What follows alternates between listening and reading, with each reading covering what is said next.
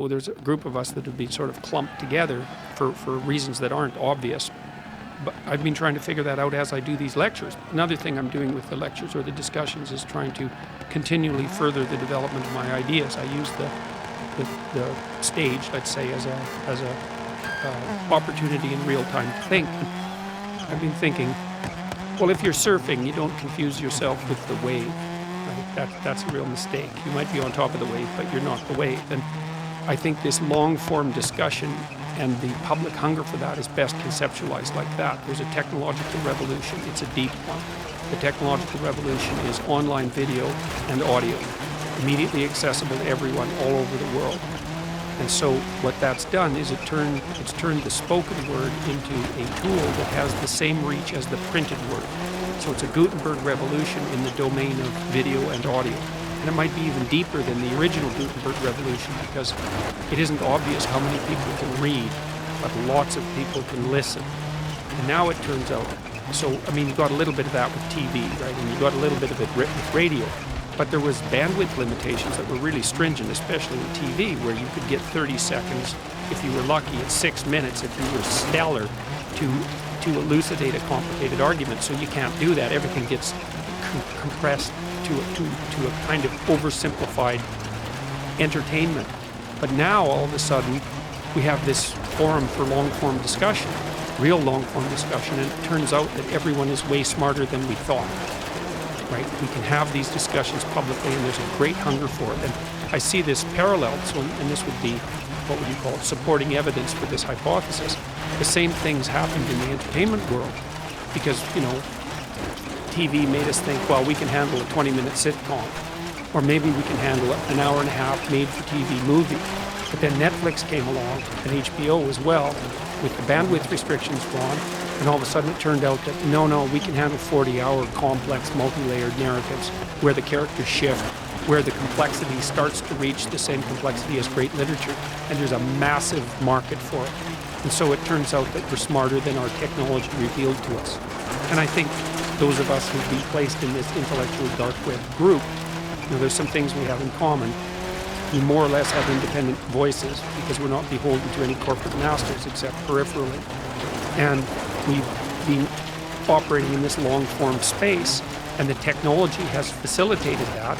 And so all of a sudden it turns out that there's more to people than we thought. Thank God for that. I'm struggling with I don't want to use the word hate.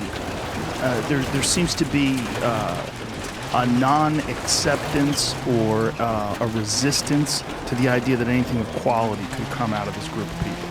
It's really interesting to me, and I'm wondering why. When I listen to you speak, or Sam, or Eric, or any of these people, Ben or Dave, and I hear very interesting points, and I'm like, why are people resisting that these are interesting points? Why are they resisting this? And I think there's a lot of people that are beholden to mainstream organizations, whether it's newspapers or magazines or television shows, that feel trapped. I think they feel trapped by this format that they're stuck in. It's a very limiting format, and it's a format that, in my opinion, is like, I mean, it might as well be smoke signals or ham radio or something. It's dumb.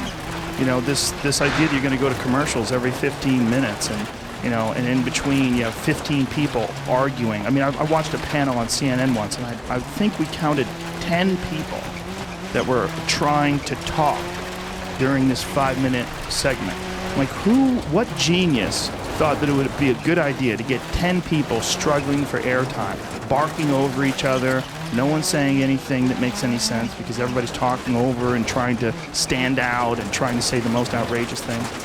And I'm seeing like some of the resistance to this when we span, I mean, pretty far, you know, from Sam and I lean more left and Ben leans more right, and you're what you would call a classic liberal, and Eric's very difficult to define, and Brett is fiercely progressive.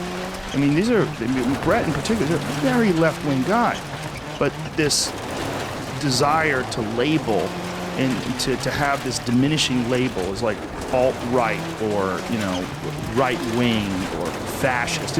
It's very strange to me. Yeah, well, there's a couple of things going on. I think One of them is the technological transformation that I laid out. And then the other is that I do believe that, especially for the radical leftist types, the whole notion of free speech among individuals is not only anathema, but also something that isn't possible within their framework of reference. I've been trying to think this through very carefully because,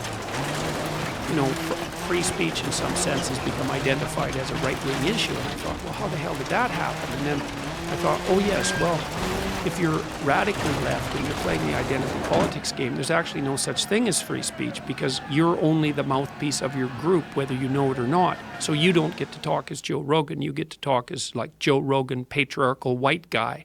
And that's it. And your utterances aren't a reflection of your own opinions as an individual, but they're an attempt on your part, whether you know it or not, to justify your position in the power hierarchy.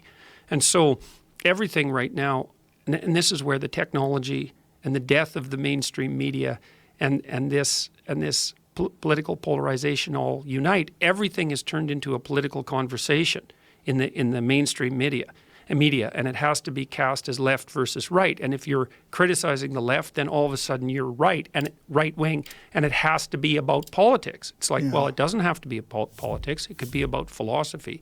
It doesn't have to be cast in political terms, and then it's also subject to a form of